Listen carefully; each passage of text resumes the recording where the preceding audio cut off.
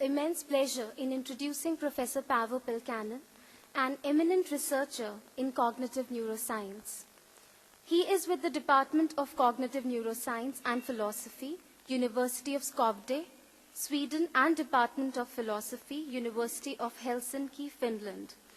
He is particularly known for his work on mind-body studies, building on David Bohm's interpretation of quantum mechanics, in particular Bohm's view of the cosmos as an enfolding and unfolding whole, including mind and matter. Professor Pylkkanen's areas of specialization are the mind-body problem, the basis of cognitive science, philosophy of physics, the philosophy of David Bohm, and the foundations of quantum theory. Professor Pylkkanen has worked and published together with theoretical physicist Basil Hiley to address the question of the relation between mind and matter by the hypothesis of an active information within the conceptual framework of the de Broglie-Bohm theory. Professor Pylkkanen's work on mind, matter, and the implicate order, published in 2007, builds upon David Bohm's ontological interpretation of quantum theory, in which quantum processes are understood as a hollow movement in terms of implicate and explicit orders. Today he is going to deliver his talk on the topic, Does the quantum theory make room for the causal powers of consciousness? We are anxiously looking forward to hear Professor Pylkkanen. Professor Pylkkanen, please. Right. Thank you very much for the nice introduction and also for inviting me here. A couple of little corrections. I would love to be a specialist in cognitive neuroscience, but I'm more on the philosophy side. So just as but our department has cognitive neuroscience in the end. But you know, the natural sciences have always a bit of an imperialism, so philosophy is in the back. The other thing is that some of you may, if you're awake, you may have noticed I've changed the title. And partly Stuart is to blame because he wanted that I connect with this quantum cognition. But actually it's also my fault because I got extremely interested in this over the past few months. And if that happens to a philosopher, it's great news. You know, philosophers usually are stuck with the same problems. If you get so excited that you want to change the topic, then maybe something exciting is happening here. So I will solve the problem of the causal powers of consciousness later on. I have actually a paper about that, if a draft. If anybody wants, email me and I'll send you that. But anyway, so here goes. We go to quantum cognition, and we are going to discuss analogies between quantum and cognitive phenomena. And I will tell you a little bit also about the Bohmian program, more generally. Okay, I want to start just a little bit about this, because somehow I feel that as we are discussing these issues, and it connects a little bit with yesterday's themes also. When we talk about science, I think there was something that was a little bit missing when we talk about science, and that's the role of criticism. And I've just here given an example of Bohr and Einstein, where Plotnitsky points us that actually, you know, Einstein never liked quantum mechanics. And this was the driving force for Niels Bohr when he was developing it. And Plotnitsky is speculating that actually without a critic, Niels Bohr would never have gone where he actually did go to. So that's the other dimension just to be emphasized, how criticism is an important aspect of science and philosophy. And we may be afraid of criticism because we want to protect things we value. But the case of Bohr and Einstein shows that criticism, far from being destructive, actually played a key role in the development of ideas. Now, we could ask, actually, one could say that they actually failed to have a dialogue, which is to really understand each other. And even today, maybe physics is divided because of this, but that's another story. Okay. Anyway, so when I think in the conference like this, we are asking huge, big questions about, can we know reality? What is consciousness? We may say that standard science is wrong. We may come up with our own huge ideas and theories. But it's important to remember that everything should be open to criticism, debate. I can make any statement I want, but then I have to back it up and invite criticism from you as well. So that's just something to add to what science, this is the whole thing about Western science, is a certain kind of skeptical attitude, and everything in principle can be questioned. Anyway, we go into quantum cognition, and we're going to be questioning a lot of mainstream dogma here with some exotic stuff. There's a BBS article coming up by Potos and Busemeyer. I think Busemeyer is an economist. Potos, do you know? Sorry? Cognitive science, okay. And so there are now this, and you may have heard about this a little bit before in the conference with Brusa, but there are important empirical results concerning human decision-making and judgment. And what Potos and Busemeyer, like PB I call them, they say that these can be elegantly accounted for by quantum probability theory, while classical Bayesian probability theory fails. So this is, of course, this is sort of, this is how quantum mechanics began. We had certain things like black body radiation, which a classical theory couldn't explain, and that's why people were forced to develop a new theory. So this is very, very important, if this is true. And here are some examples. Human judgment and preference often display order and context effects, violation of the law of total probability, failures of compositionality. About order effects, there is an example given that if you ask the questions, is Bill Clinton honest, and then ask, is Al Gore honest, people will answer differently depending on which order you ask those questions. For Clinton, it's more beneficial to ask first about Al Gore. Then he'll get a better grade of being honest. So that's an example. Now, these kind of effects are very difficult to model with so-called classical models, classical probability. Whereas quantum probability, which has various features, you can superpose, and also you have kind of the order of making experiments is important in quantum theory. So actually the Potos and Busemeyer show beautifully in their article how quantum probability theory could account for these kinds of effects. Okay? And they say that quantum probability theory is potentially relevant in any behavioral situation which involves uncertainty. And of course, we could say, what else is life than uncertainty, right? Quite often, anyway. So here we see the importance. Okay, now we have a success in modeling, and that raises a question: how can it be that quantum probability theory, which was originally developed to account for quantum physical phenomena, could possibly be able to account for cognitive phenomena? I mean, people might think, well, these are the little thingies, the atoms and the atomic domain, nuclear domain, and then we have the mind. I mean, that must be some emergent macroscopic whatnot property. I mean, why should they be? How could you ever use a theory developed for the, if you like, for the micro nitty-gritty to describe the cognition? And this is actually not addressed. They remain somewhat agnostic there in their paper, but they imply that the reason is because some cognitive phenomena are analogous to quantum phenomena, meaning they're similar in some relevant way. So it seems that some cognitive phenomena and some quantum phenomena are analogous, but this gives rise to a further question. Why are they analogous? It could be a mere coincidence. That's, of course, whenever there's interesting data, correlations, somebody says, well, it's a coincidence.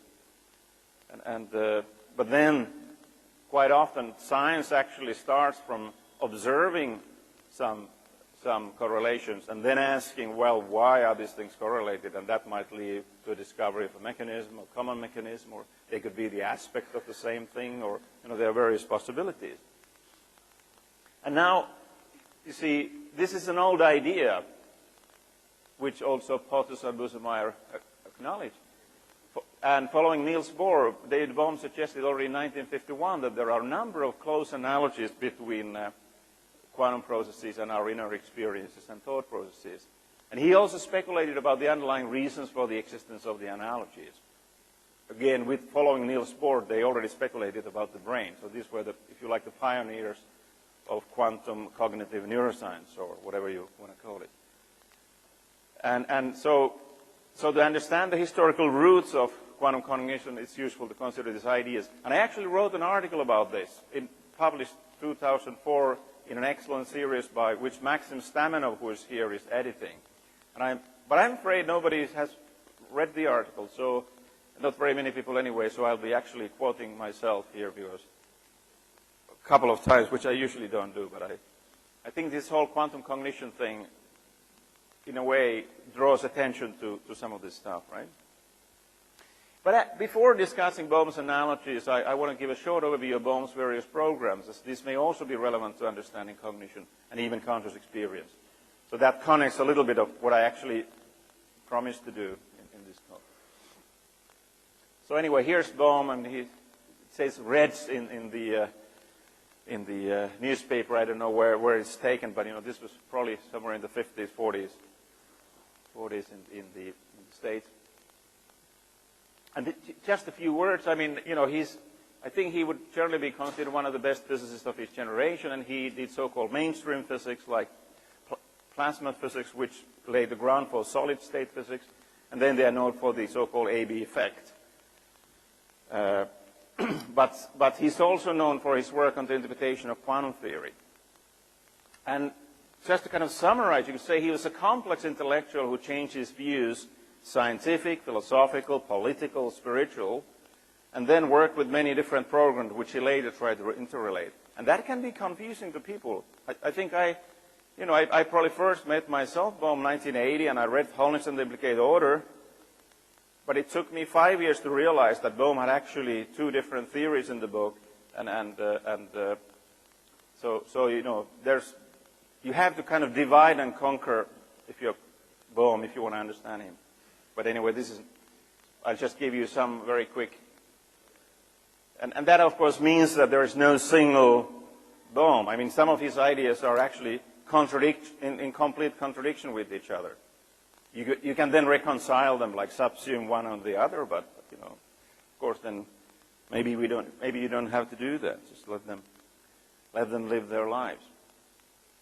Now, in this 91, he wrote the textbook Quantum Theory, which is one of the best. Einstein felt that was as good as you could do to the so-called Copenhagen interpretation. And he actually used the version there. Bohm thought at the time he was presenting Niels Bohr's view, but realized later that it was closer to that of Wolfgang Pauli. It actually showed in the response because Pauli was enthusiastic. Bohm sent the book around. Bohr never bothered to reply. And one of the key ideas there, which connects what I think Deepak was saying yesterday, was that the quantum system was seen in terms of incompatible potentialities. So you can either measure position or momentum, but not both. So in some sense, they are potentialities.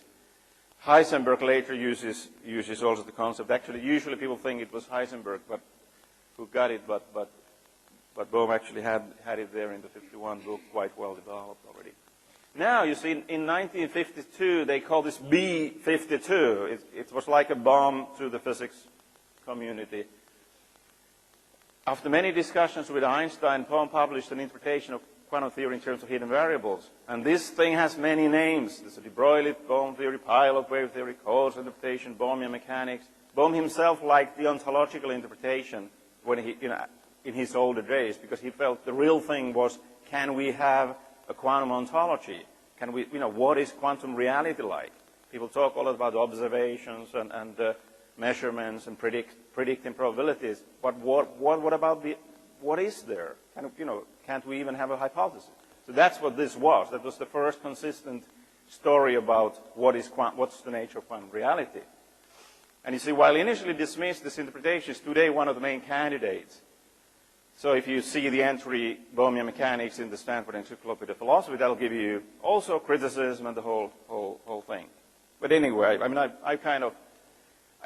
I think anybody, the reason why it's important, because it does retain some of the, if you like, classical features. We can have objects, we can have movement.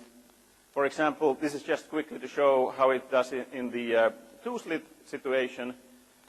But the model says that the electron is a particle accompanied with a new type of quantum field which guides it. So that's why it's called a pilot wave. It's a bit like if you have a ship guided by a radar wave. So you have like a particle-like thing, and then you have a guiding field. And this is just to illustrate a little bit. It's a bit of a hype, even with the Bohm theory, And one of the supporters is Mike Towler in Cambridge, and he actually gave a talk which calls the return of pilot waves, or why Bohr, Heisenberg, Pauli, Born, Schrödinger, Oppenheimer, Feynman, Wheeler, and Einstein were all wrong about quantum mechanics. When he sent this to the Physics Society, they return it and say why Bohm was right, because they felt this was too strong to say that. But anyway, he wanted to have his way. And in some sense, you see, this is what the Bohm theory did. It's a counterexample to all the claims in quantum mechanics that you cannot have this, you cannot have that, it's impossible to have this, it's impossible to have that, because he actually showed that you can have it, but Bohm we cannot test it directly, we cannot prove it. So in that sense, it's just a hypothesis, but still, people were saying you can't even have the hypothesis, and there they were all wrong. So we are resolving this wave-particle duality by postulating that an electron is a particle always accompanied and guided by a new type of field. And in the two-slit experiment, the particle goes through one of the slits and then appears at a point in a photographic plate. There should be another plate. And you see, because in the two-slit, you think the electron leaves as a particle, it comes as a particle, but yet there is this kind of so you have to account for that. And this explains why we see the appearance of a spot. And note especially that there is no need to assume a collapse of the wave function. I mean, there is a kind of an effective collapse in the Bohm theory because the particle, it has to, when you make a measurement, only one part of the field is connected to it. So the other parts become inactive. Bohm called it inactive information or even passive information. So but it's strictly speaking, nothing is collapsing. The electron just loses all the information that it has in a quantum state. Okay, the way it works here is that the particle goes through one of the slits, the accompanying field goes through both slits, interferes afterwards, and guides the movement of the particle so that the particles collectively, spot by spot, build up an interference pattern. So the field knows whether you have one or two slits open, whatever else is happening in the environment, and then that information is fed into the particle. And in my view, this is the true quantum information, ontological information. What people call a quantum information is usually more of an epistemic thing. But anyway, nobody cares about this idea. So Stuart is the only one who invites me to speak about it. So that's why I'm here. So anyway, how does the field guide the particle? The field gives rise to a new type of potential energy, which Bohm called quantum potential. And here we can say at the potential as two-slit, we can visualize a potential like a mountain. So the electrons are coming from the two-slit toward you. If it was classical physics, there would be nothing there. They would go in straight lines. But they actually encounter this potential. So you can see that that will profoundly affect depending on where the electron is coming. And all that leads then to these trajectories and to interference patterns. So this was not supposed to be even conceivable. But that's what happened. That's why it's B52. That's why it's the Bohmer plane for the Copenhagen interpretation. Of course, they can protect themselves because we don't observe, but some of you may have noticed people talk about weak measurements today, and we are actually observing average trajectories. And Basil Hiley is right now in London engaged in an experiment when they're trying to do this with fermions. So who knows what will come out of this. But thus far, these are purely hypothetical. Only things we can observe are the dots appearing on the very right-hand side of the screen. Okay, anyway, so there's Bohm's happy as later on in his life. Now, there's another thing that many people, perhaps especially in the new age, know about. This is the implicated order program. Now, and here's just Bohm's own words. He says, because the response to the hidden variable interpretation was so limited, and because I didn't say clearly at the time how to proceed further, my interest began to turn in other directions. And he mentions order. He studied a correspondence with an artist, which is a huge. I've edited the first volume. It's very fascinating as it goes. And then also he became interested in language. And for example, admits that he began to understand Niels Bohr only after understanding through Schumacher, maybe some Wittgenstein. And Niels Bohr is a very difficult thinker to understand. But apparently Bohm managed to do it after he wrote a book about it.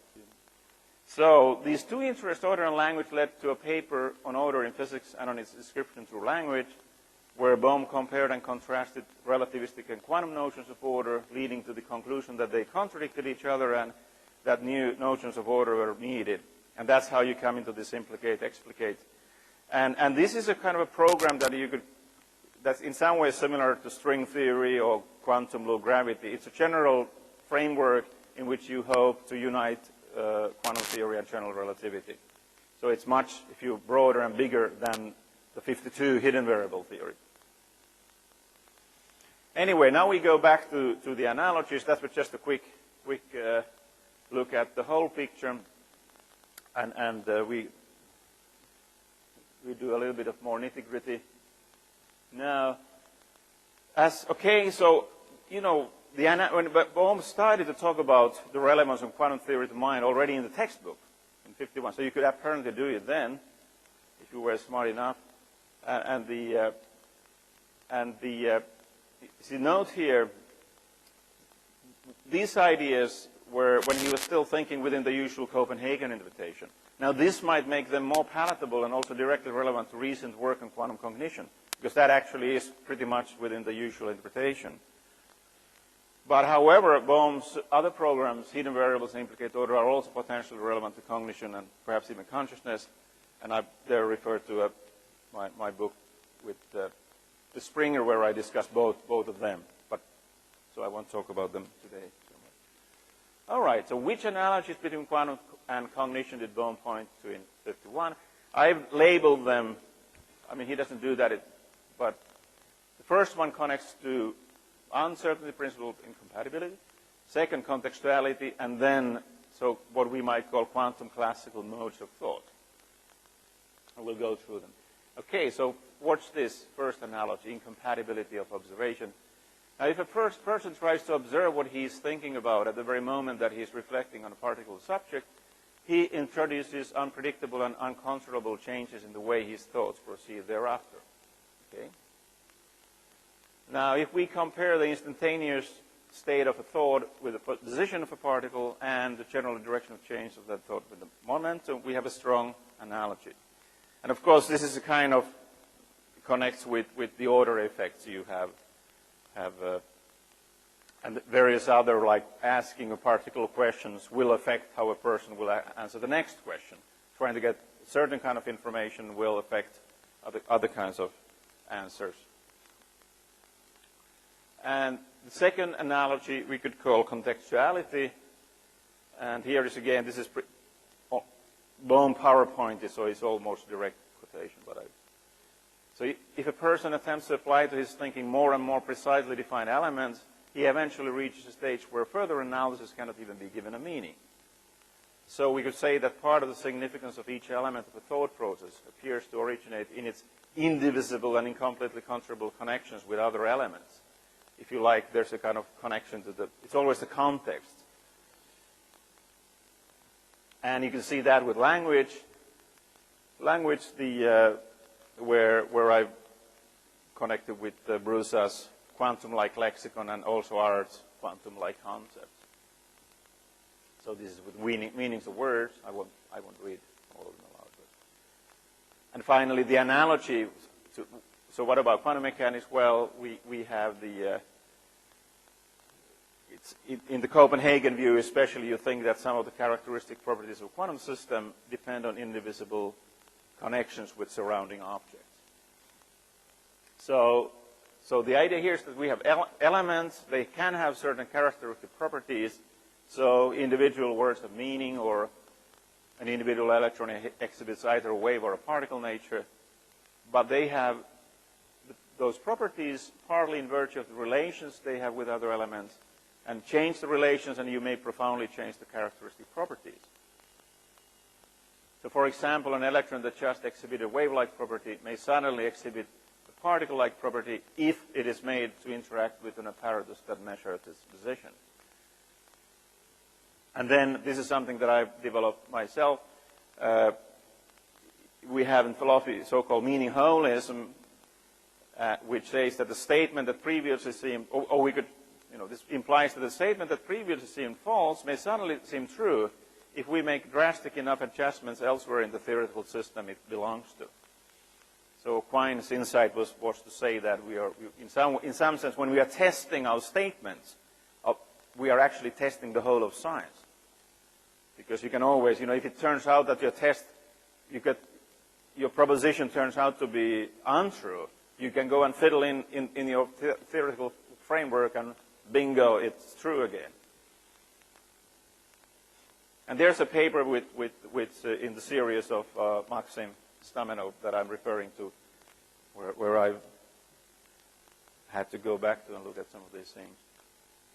And then there's a third analogy, and then which in some sense also helps to bring the three together. So we start by saying that there's a similarity between the logical aspect of thought process and the classical limit of the quantum theory. And connected to this, there's a similarity between what Bohm calls the non-logical basic thinking process and then quantum processes. And then again, if you look at the literature in quantum cognition, Aerts talks about two modes of thought. Of course, Aerts does it in a very sophisticated mathematical way, but in some ways, some of the ideas you can see already for example, in the Bohm. Now, what's the classical limit? And so we say quantum theory has a classical limit. Now, at the fundamental quantum level, movement seems it discontinues. This is in the Copenhagen view, and I guess deep down everybody agrees, right?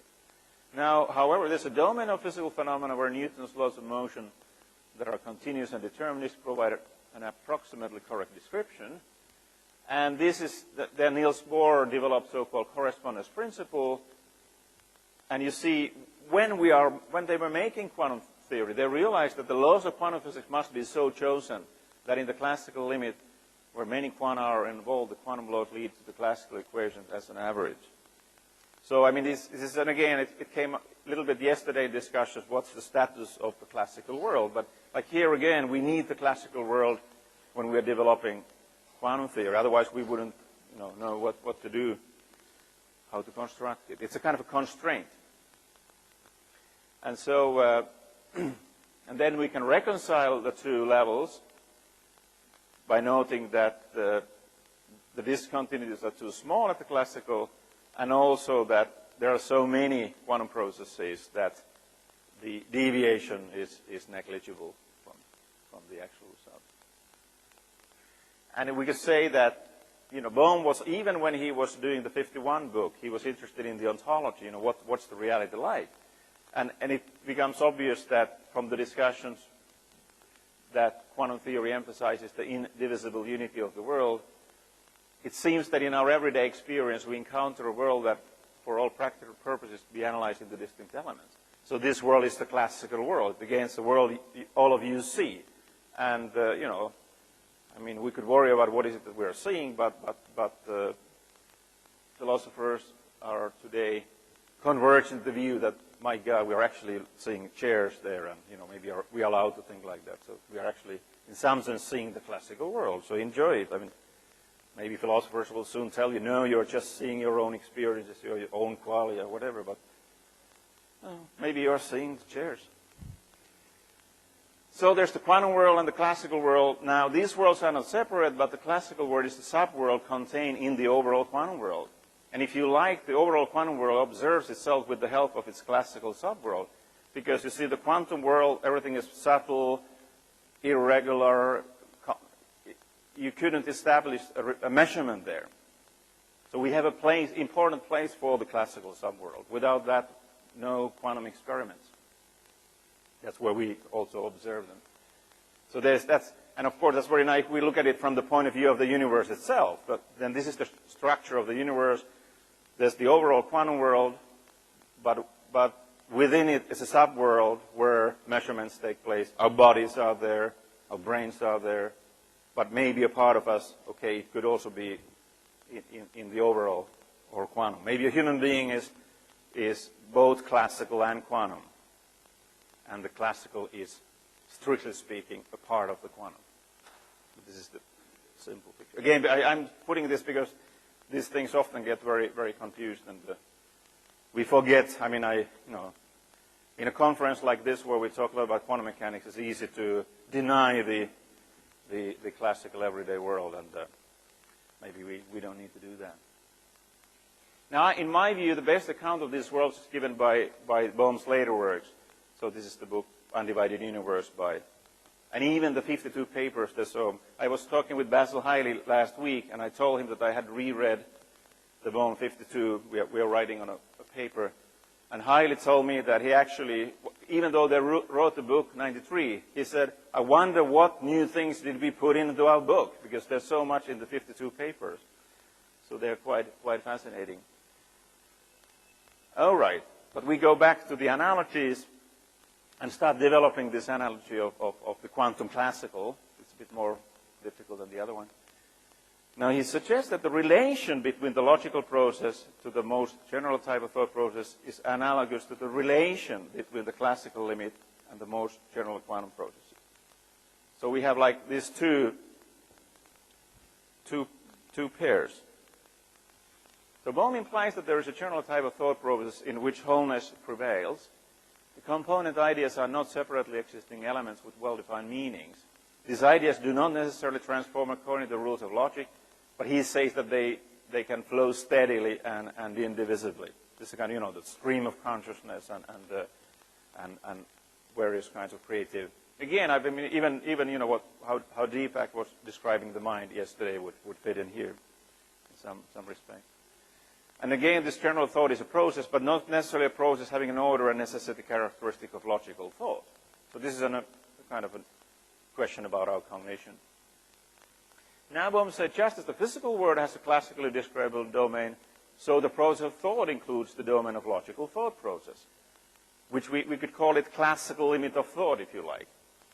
And then in that limit, the indivisibility and uncontrollability between ideas that typically prevail in the general thought process have such a small effect that they can be neglected for all practical purposes. So if you go and study logic at the University of Philosophy or whatever you study, then you have to also develop your classical muscles, so to speak, in your mind. And this, if we have this classical limit of thought, it makes possible for a relatively autonomous elements, for example, concepts that classify objects to arise. In cognitive science, it would connect also to the so-called symbolic paradigm, and when we have symbols that we manipulate, we have syntax and things like that. I mean, computer science, all of this, you need that kind of, that level. It also makes possible for such elements to have causal relationships with each other. For example, those causal relationships required for an actual thinking process to proceed according to the rules of logic. I mean, if we assume that thought is a material process in the brain, and then when we are thinking in terms of logic, then somehow there has to be a necessity there. Otherwise, you wouldn't be able to do it, right? So in this way, the classical limit of thought makes logical thinking process possible. Now, it's important to note that Bohm doesn't deny the importance of the classical limits of thought any more than he would deny the importance of the classical limit of quantum theory. Like, we need the classical limit to have life, to have biology, to have brain, things like that. That came out yesterday, I think, in Chris Field. And then, logical thinking is fundamental for the enterprise of science and for thought in general. So it's, again, here, let's not, even if we discover some kind of more general quantum level, let's not throw away the classical side of things. But on the other hand, Bohm's approach implies that it would be a mistake to assume that logical thinking is the most general essence of the thought process, just as it would be a mistake to assume that classical physics reflects the essential nature of the physical world. And this underlines the revolutionary potential of quantum cognition. Okay, so here I'll summarize this part. The new proposal that comes out of Bohm's analogy is the idea that our thought process has a quantum-like aspect, and even more strongly that the basic, most general type of thinking process is quantum-like. And this is characteristic of quantum-like complementarity, or perhaps you could say incompatibility, in the sense that making one aspect of the process definite inevitably changes other equally significant aspects. And then we have quantum-like wholeness in our thought process, in the sense that the characteristic properties, for example, meaning, of elements of thought depend on indivisible connections with other elements. This would be also the contextuality.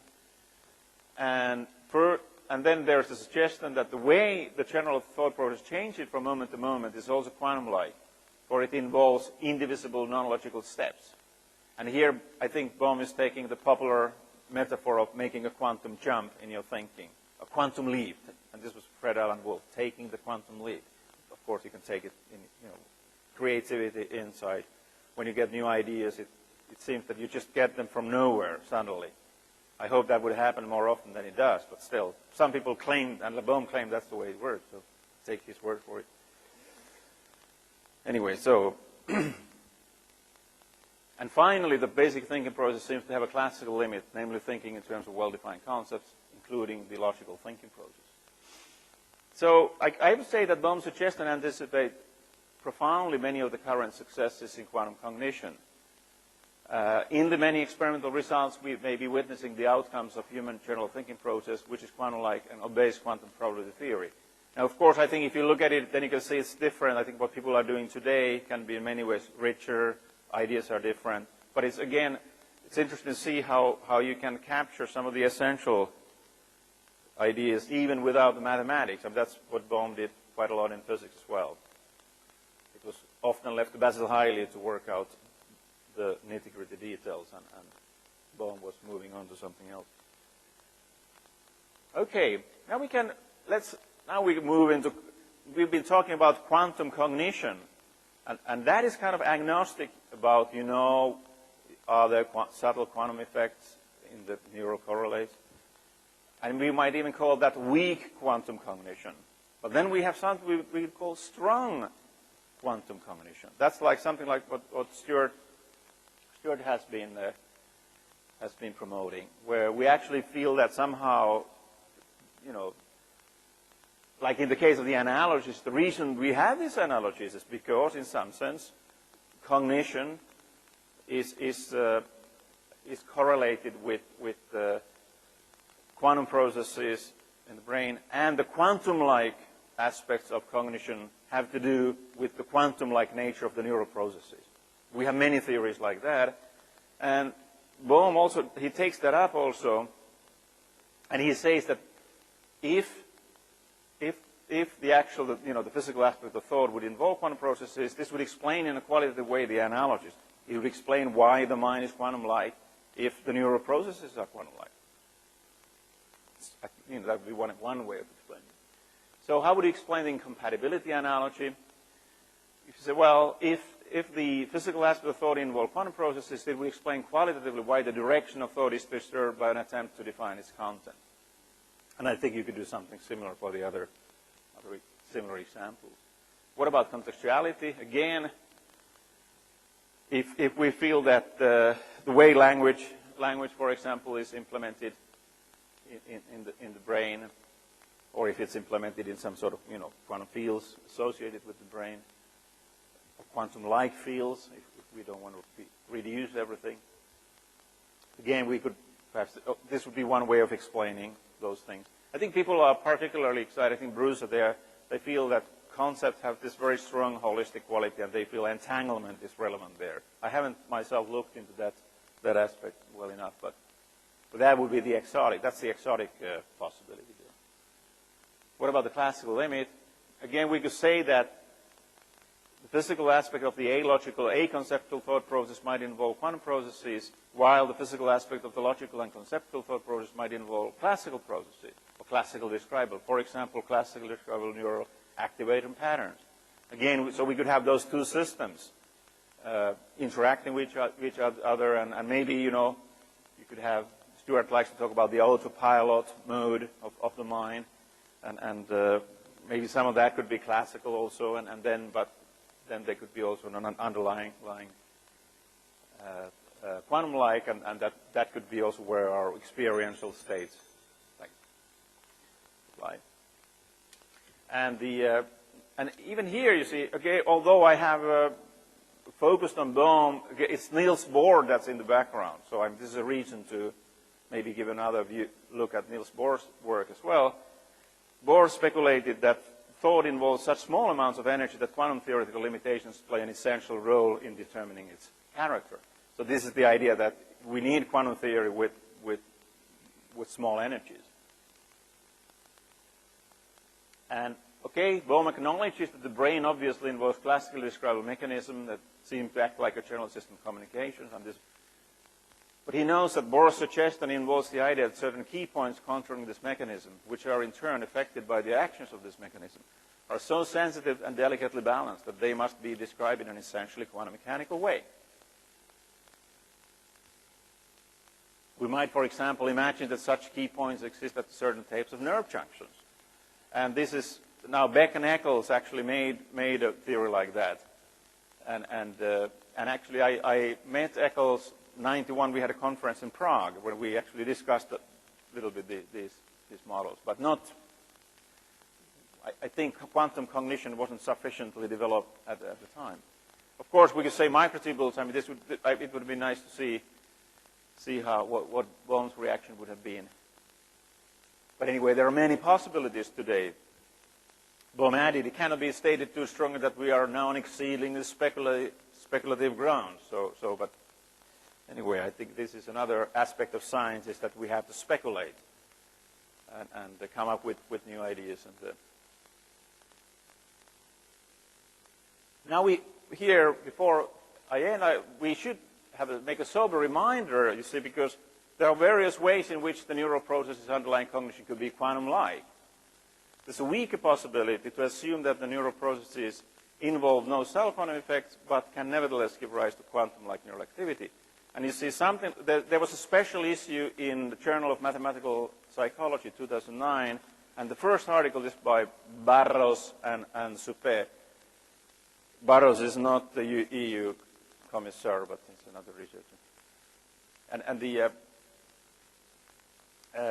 So they imply something like this when they suggest that classical interference in the brain may lead to contextual processes. They refer to experimental work according to which cortical oscillations may propagate in the cortex as if they were waves, and the simulations of the mammalian brain which show the presence of interference in the cortex. So interference as such is something you can, as we learned yesterday, that 2,000 years ago when people were putting water waves through the holes, you got interference. And so some of these probability experiments you could, the quantum cognition data could be accounted for by this kind of entirely classical physical process. But then again, the question, I think they realized that you can't do entanglement with classical physics. And that's why they actually feel that there is no evidence of entanglement in the cognitive phenomena. So they take a kind of a sober view. But still, I mean, I think it's great to see. I mean, Suppé is maybe one of the best logicians in the world, and he's not very young anymore. But it's fantastic to see that he's coming into this field. A lot of philosophers are running away, shying away and hiding somewhere when these things are discussed. But another colleague who was a colleague of Suppé's is the Finnish philosopher Jaakko Hintikka, and he's now also. Been working for 50 years, but he's excited about this, not necessarily quantum cognition, but these possibilities opened by quantum mechanics. So some of the best philosophers are with us, but not all of them. Okay, that was just a side comment. Anyway, we go back to this bandwagon, and we can say that today, I think it's probably 80 years after Bohr's suggestion and 60 years after Bohm's discussion, we see a rapid proliferation of interesting research in quantum cognition, biology, quantum computation, quantum information.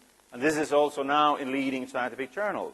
It doesn't prove that it's true, but at least it kind of means that it's perhaps gone through skeptical, critical machinery. And I think most importantly, there is the empirical data in quantum cognition. And there's the empirical data in quantum biology. And that's how science often works. That people can have speculations, ideas, theories. Often if the theories are too far out or off the wall, people will ignore them. But if you can connect with experiments, then there's a buzz. And there may be a trip to Stockholm as well for some of these people, who knows. So, by now we ought to realize that the scientific and philosophical implications of the above line of thought are potentially very significant, because there's a possibility of a revolution in our understanding of the mind and brain that might parallel the significance of the quantum revolution in physics. And I'll end there. Thank you. Thank you. That was a very interesting review of the current status of what's going on and how it relates to Bohm. I just wanted to ask, you mentioned the classical limit of thought. And would it be, the first question, I guess, in general is, would it be fair to say that the classical limit of thought is the highly amplified excitation patterns that we actually experience consciously? And in particular, if you look at the, I think, growing evidence that analogies are all actually executed unconsciously, from Kunyos's group, for example, from a neuroscience point of view, and also computational thinking about analogy would suggest that the implementation of analogies is unconscious and only the result is experienced consciously as an amplified state. Would you think that that's a fair characterization of the classical limit?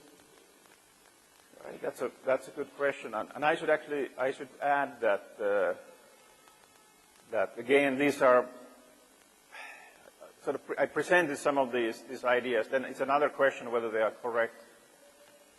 Now, my own inclination would be to say that in our conscious experience, we're actually maybe conscious experience is primarily aconceptual, and so in that sense, the quantum light dominates in conscious experience, especially with young infants. Maybe also we talk about animal consciousness, and then maybe human consciousness, especially in various experience. We can have religious experiences or sexual experiences, aesthetic experiences, and then drugs. There's a whole variety of experiences where the, if we now want to call it quantum-like, dominates, but we could call it the aconceptual experience. Whereas then the so-called classical limit of thought is that's where concepts would dominate, but then again, those things could be possibly going on, especially information processing can be, a lot of it probably is unconscious. We're conscious of a very little part at a time. But in that sense, perhaps there is hope for the aconceptual side of things. But today, people often also feel that, especially in the academia, the aconceptual mind is suppressed and the conceptual dominates. And this theme is, there are philosophers like the late Heidegger, Merleau-Ponty perhaps, they call themselves post-phenomenologists. And a colleague of mine in Finland, Paavo Pylkkanen, has written a book about that. This is also in the Maxim Staminal series of John Benjamin's. So that's one of the key issues. But then again, how to answer it, we would really have to look at all these things much more carefully.